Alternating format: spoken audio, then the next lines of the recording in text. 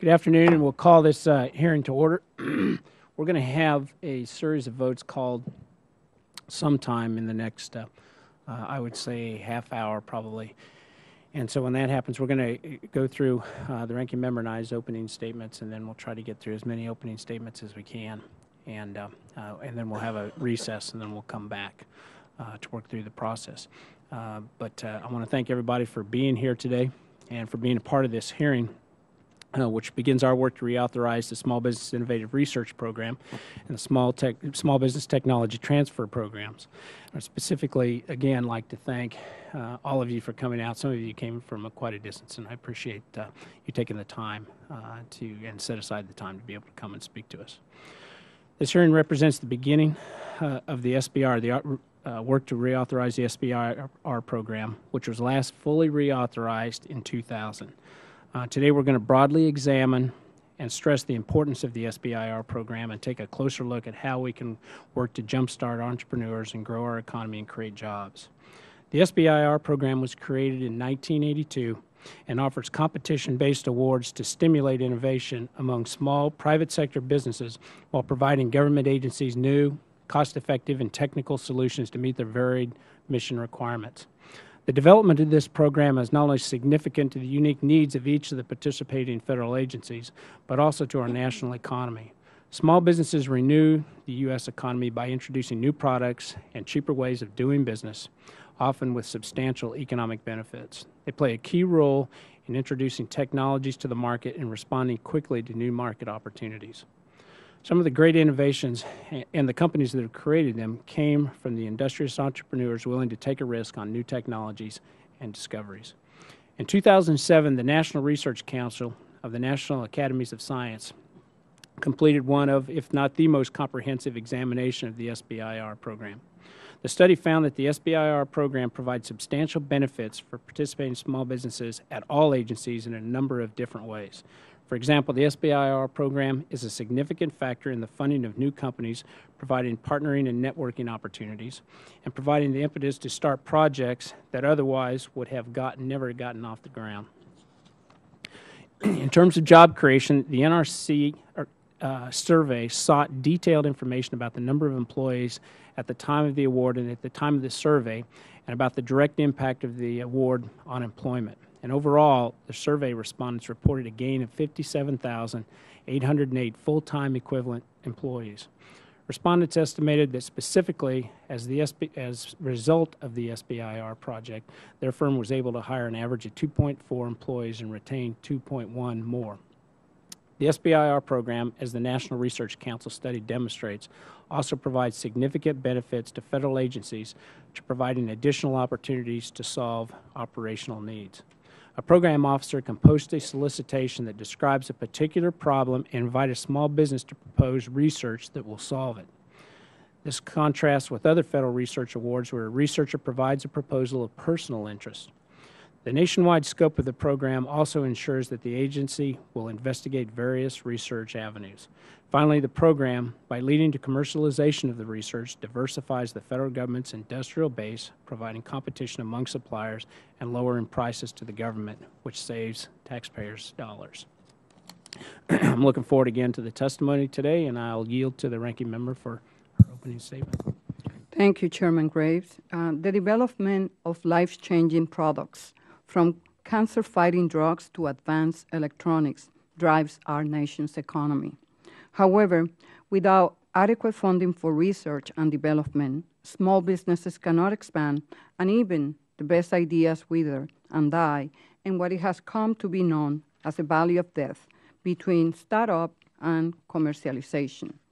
Congress established the Small Business Innovation Research Program with the intent of funding small, innovative companies conducting research and development with commercial potential. Since the first grant were awarded in 1983, more than $24 billion has been awarded to small research companies, funding in excess of 100,000 projects. In fiscal year 2009, the SBIR program made over 6,400 awards, totaling $2.5 billion, an all-time high.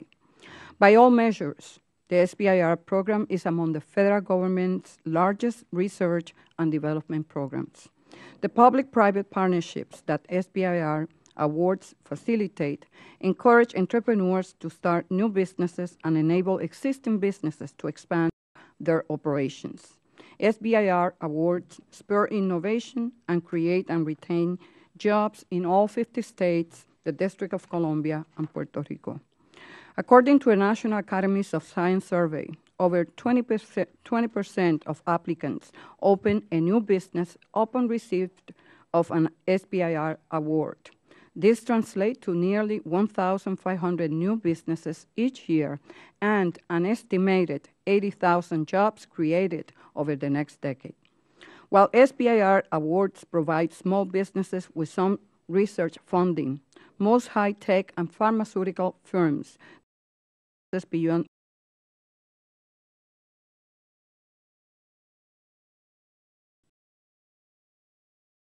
if firms are ever going to reach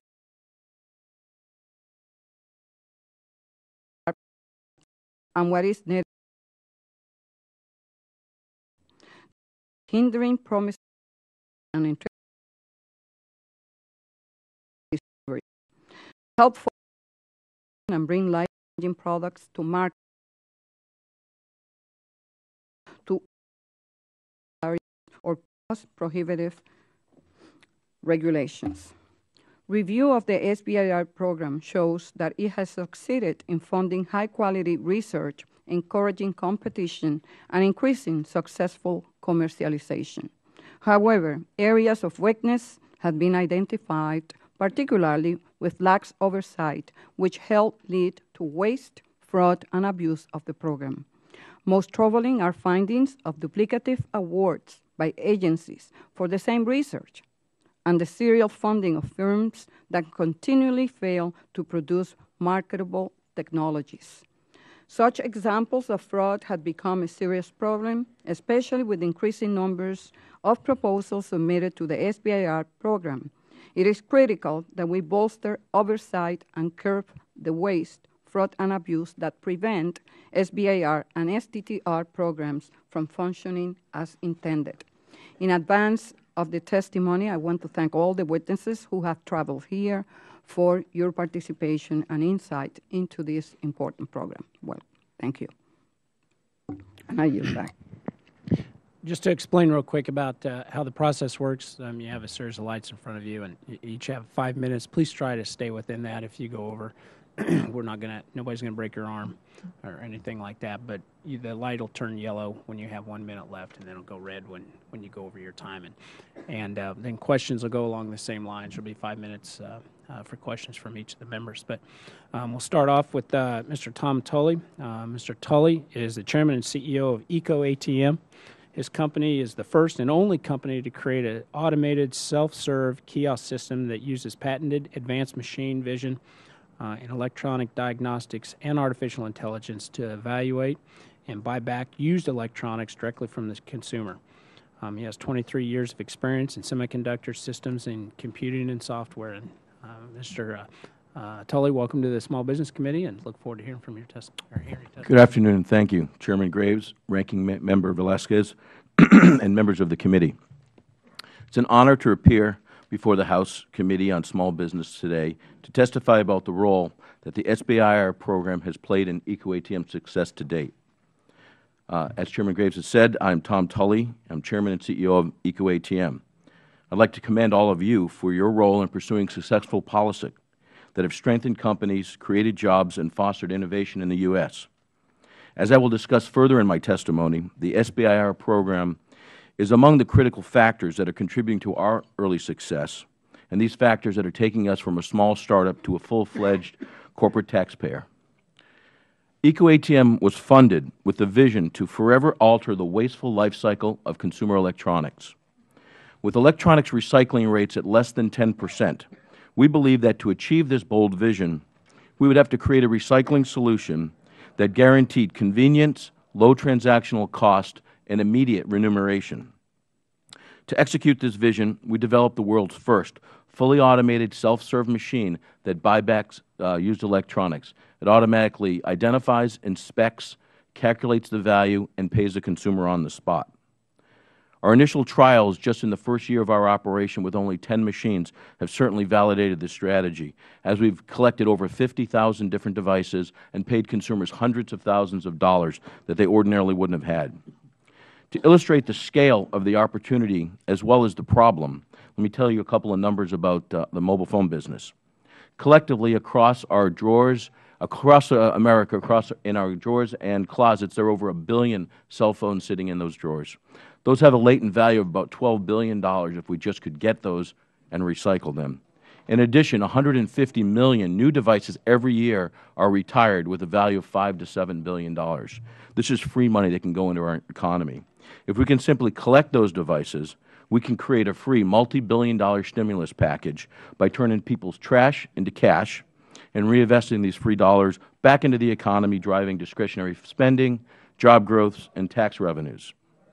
In addition to the stimulus package value that we bring, we also have a great environmental benefit. I am sure most people know that cell phones and other electronics contain toxic chemicals that are dangerous to our environment.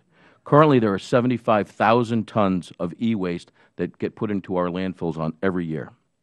We estimate that just a single EcoATM kiosk would divert 25,000 tons of toxic mining waste, offset 4,300 kilograms of greenhouse gases, save 426 gallons of oil, with the equivalent of removing 21 houses from the grid or 16 automobiles off the road.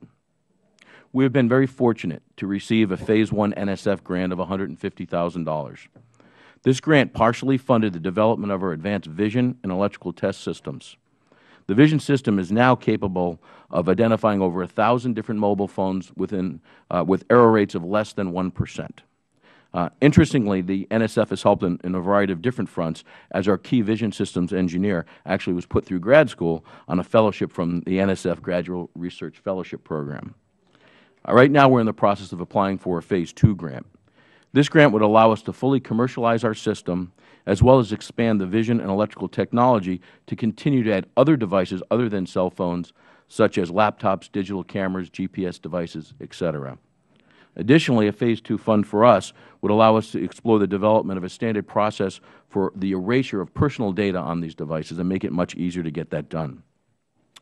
I understand the committee is in the process of evaluating the SBIR programs and recommending some changes to the policies, especially as they relate to venture-backed companies. I believe these changes should be centered on allowing the agencies to pick companies that deliver the best return for the taxpayer. To do so, I would encourage legislation that generates the agencies enough freedom to pick and stay with the winners throughout the process. I suggest partnering with the VC community, not abandoning the companies that have received venture funding. This should help the SBIR select good companies that are more likely to excel. Early-stage companies are all about momentum, so if the SBIR has picked a winner, it should foster that company through its early years and stay with it to make the possibility of a great return all that more likely. I also suggest enhancing their criteria and searching for winners by funding companies that can not only generate great commercial success, but public and environmental benefits as well. Businesses that excel in all these three areas should generate a better total return. And EcoATM is an example of one of these businesses that has a triple bottom line. I hope my testimony was helpful and will play a role in convincing the committee and the rest of the House of Representatives that our agency should be given the freedom to pick the winners in order to deliver the maximum return to our taxpayers.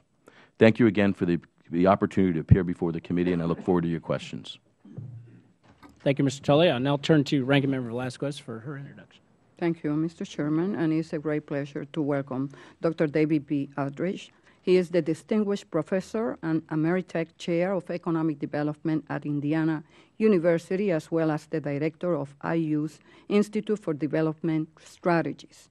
Dr. Audretsch has written extensively on small businesses, innovation, and entrepreneurship. Additionally, he sits on the National Research Council's Committee for Capitalizing on Science, Technology, and Innovation, an assessment of the Small Business Innovation Research Program. Welcome. Thank you very much.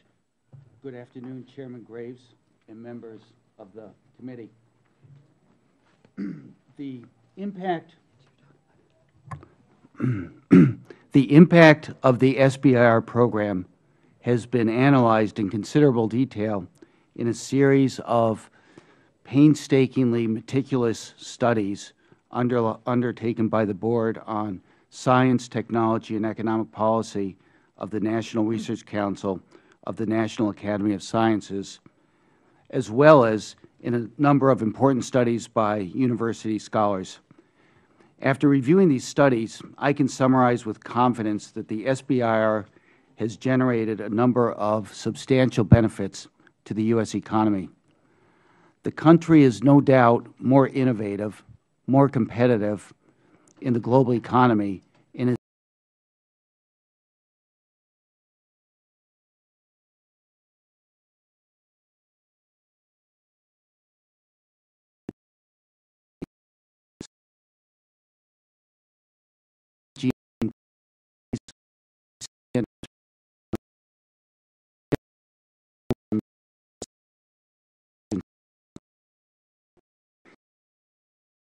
of broad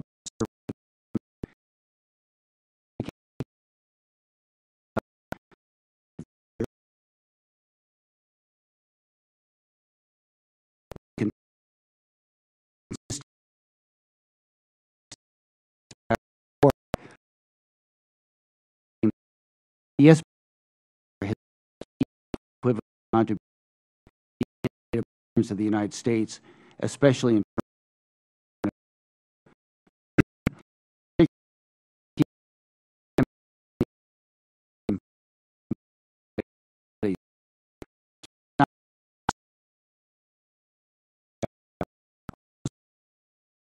terms of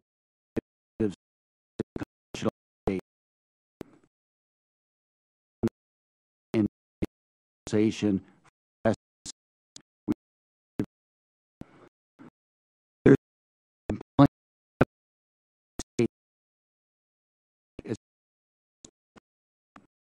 without the SBIR program. The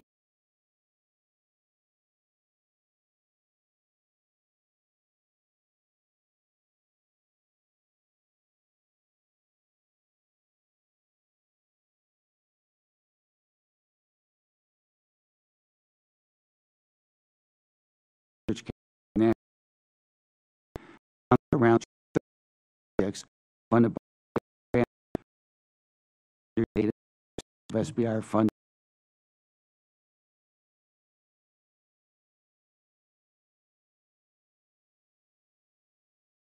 are less than half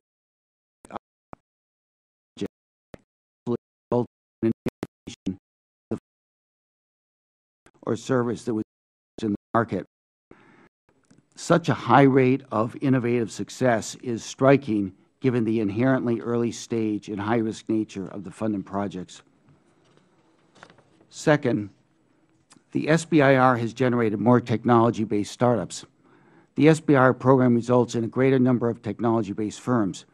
One key study found that over 1/5 of all recipient SBIR companies would not have existed in the absence of having received an SBIR award. Third, recipient SBIR firms have stronger growth performance. Studies consistently find that firms receiving SBIR grants exhibit higher growth rates than do control groups consisting of matched pair companies. Fourth, recipient SBIR firms are more likely to survive. The early phase for technology entrepreneurial ventures has been characterized as what we heard from the ranking member. It's been characterized as the valley of death. The empirical evidence suggests that the likelihood of surviving this valley of death for young technology-based SBIR firms is greater than for comparable companies in carefully selected control groups. In terms of the second objective, congressional objective in the mandate for the SBIR, enhancing the commercialization emanating from the country's expensive investments in research and development, systematic empirical studies revealed that the SBIR has resulted in greater commercialization of university-based research. Empirical evidence points to a high involvement of universities in SBIR-funded projects. One or more founders have been employed at a university in 2/3 of the SBIR recipient firms. More than 1/4 of the SBIR-funded projects involved contractors from university faculty.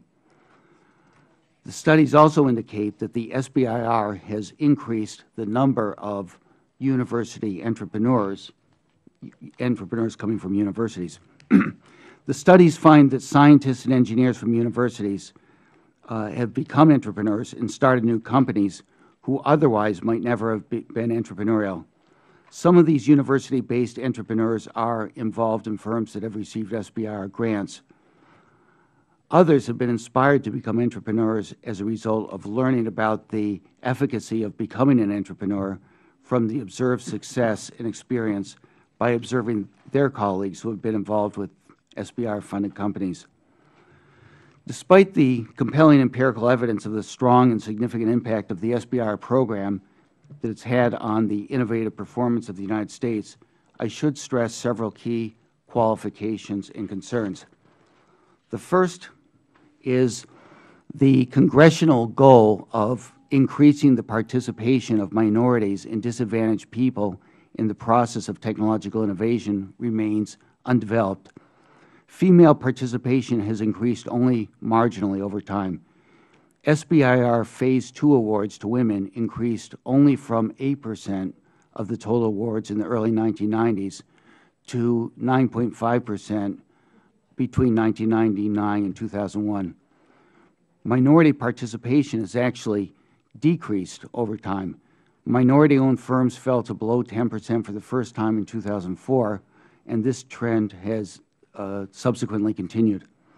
Creative ways to enhance the inclusion of previously largely excluded groups in the population, and in particular women and minorities, in the SBIR program will enhance the innovative performance of the United States. A second concern is that SBIR awards remain geographically concentrated in just a handful of regions. Increasing the participation of SBIR awards outside of these innovative clusters will make a significant contribution to facilitating innovative activities, not just in these regions, but ultimately in the entire country. In conclusion, let me point out that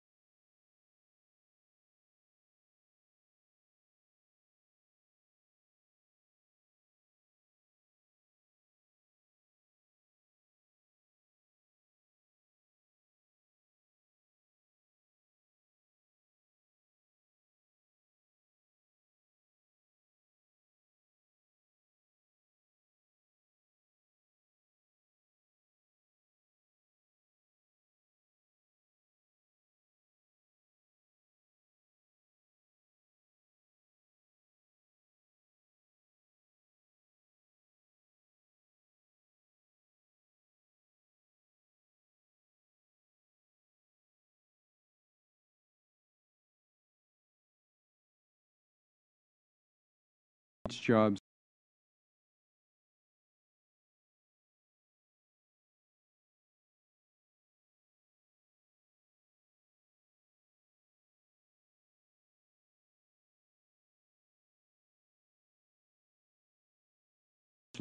of innovations to foster and encourage participation of minority and disadvantaged persons in technological innovation.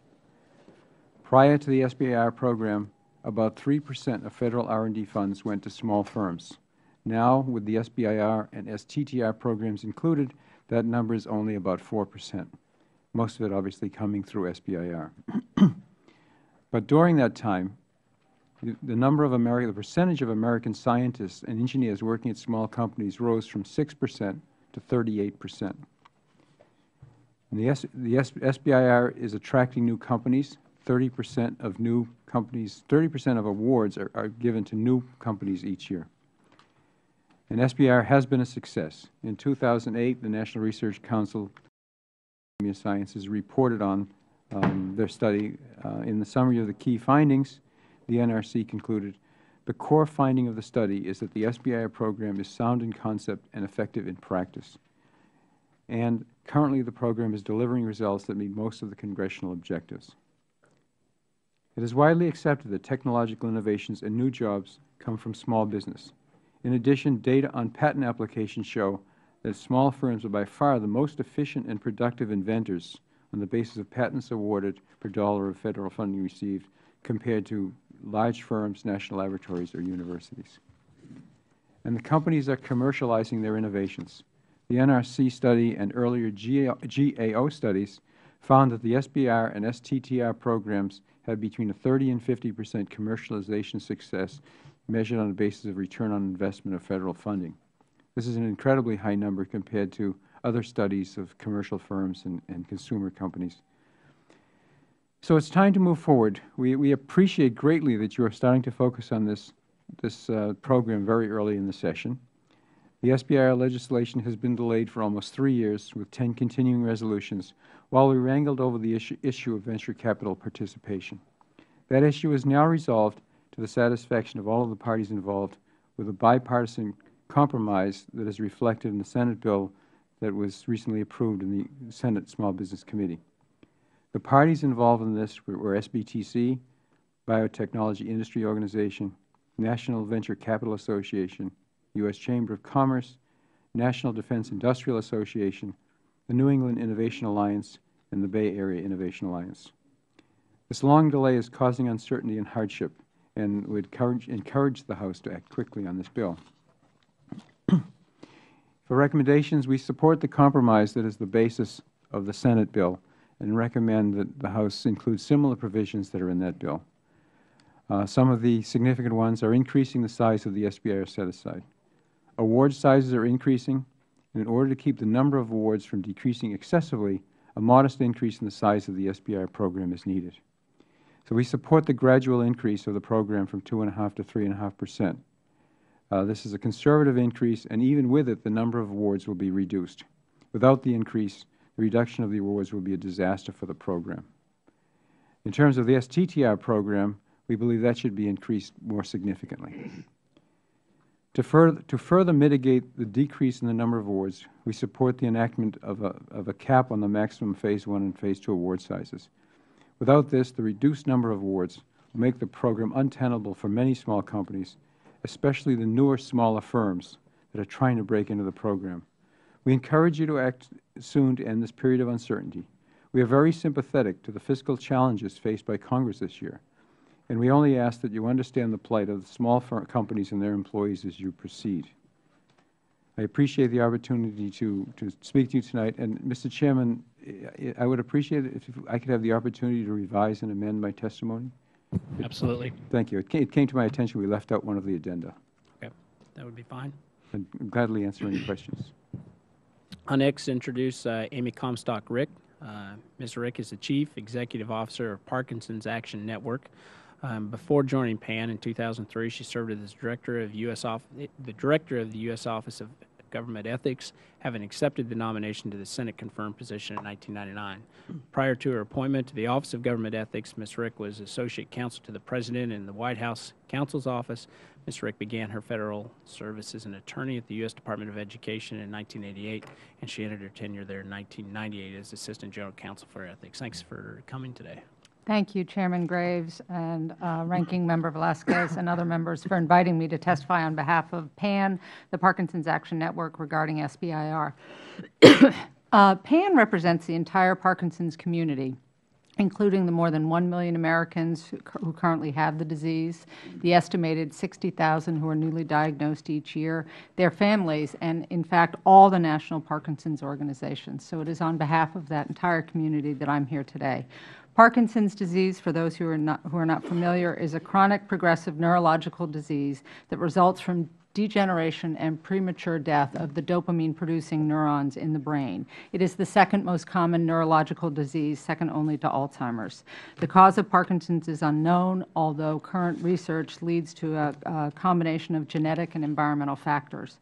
Parkinson's is currently without any known cure, and we have nothing that slows the progression of the disease. As Parkinson's progresses, even with treatment, substantial disability, including the inability to maintain balance, walk, speech, and movement, is inevitable. The symptomatic treatments that we do have work well for 5 to 8 years, but they lose their effectiveness and have their own debilitating side effects. I am here today because PAN, like many patient advocacy organizations, strongly supports the SBIR program. As you would expect, we are most familiar with the program as it operates at the National Institutes of Health, or NIH. To understand why the SBIR program is so important, it is helpful to understand how biomedical research is conducted. The therapy development process takes many years from beginning to end. For neurological diseases like Parkinson's, the process can take 15 years after the time that a basic discovery is made. At the beginning of this process, at the very beginning of this pipeline, you have basic research that is supported by NIH. And at the end, one hopes you have a drug, biologic, or treatment approved by the FDA that is available to the public. But it is the middle of this process that we've already alluded to, the valley of death, where we take knowledge from basic research and pursue its therapeutic potential, and this is where problems can occur. This phase of research is called translational research and is some of the most difficult and costly research needed to develop therapies that meet a very real public health need. It includes developing pre-human testing, efficacy trials, production design, and a range of other steps needed to determine whether a therapy will be effective and, of course, safe. Unfortunately, many basic discoveries get lost or are not pursued in this translational phase because they lack the funding, professional incentives, and technical expertise needed to advance further. It is disconcerting for people living with Parkinson's disease and other untreated or undertreated conditions to know that many potential therapies or disease understanding breakthroughs are not pursued to ascertain if they have any therapeutic potential because there is not enough funding. And this is where SBIR comes in. SBIR grants have a significant role to play in the arena of translational research. In 2010, NIH awarded $616 million in SBIR grants to hundreds of small companies around the country.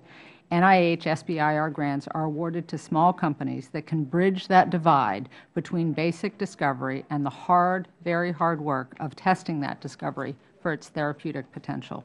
Historically, these small companies have raised their needed capital from private investors, but in recent years we have seen a dramatic and harmful shift away from the investment of private funds in biomedical research. Biomedical research takes a very long time. The return on investment may not simply be soon enough for investors. And also for a disease like Parkinson's and many other complicated diseases, there is a lack of appeal, quite honestly, to private investors because the potential market for the therapy, 1 million people, may not be blockbuster in size, and there is greater risk involved in testing therapies for diseases of the brain. Without SBIR funding, many of these small companies pursuing 1 or 2 projects at a time would simply not exist, and some very promising research efforts would not be pursued. That is why when you look at the SBIR program from a patient perspective, the program is not just about funding small companies. It is about pursuing possible treatments for many diseases and all the societal benefits, including economic, that come with that. I also want to offer our thoughts on the long-standing issue of whether to allow majority venture capital-owned firms in the SBIR program.